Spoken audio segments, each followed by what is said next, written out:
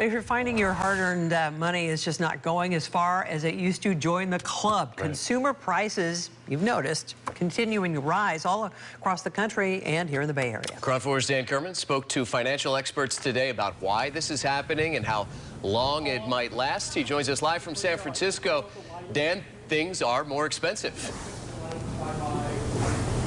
Definitely things are expensive, especially if you go to the grocery store. You'll find a lot of things. Meat is expensive, food is expensive, used cars more expensive, eggs more expensive. How long will this last? Well, financial experts tell us it's not going to be over anytime soon. Prices will stay steady and continue to rise for a while longer, clear into next year. If you thought it was expensive to live in the Bay Area, it's gotten worse.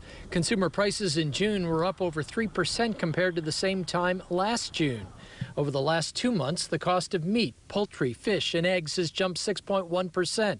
Gas prices are up 7.4%, and used cars and trucks soared 17.6% in the Bay Area from April to June. If you're looking for this extraordinarily high inflation rate to go away in the next month or two, I think you'll be disappointed. Financial experts say we're seeing these higher prices for several reasons. First, government stimulus checks and enhanced unemployment benefits to help families and individuals get through the pandemic has put more money in people's pockets.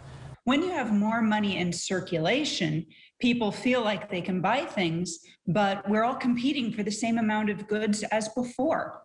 So let's say you and I are the only people in the world and our incomes double.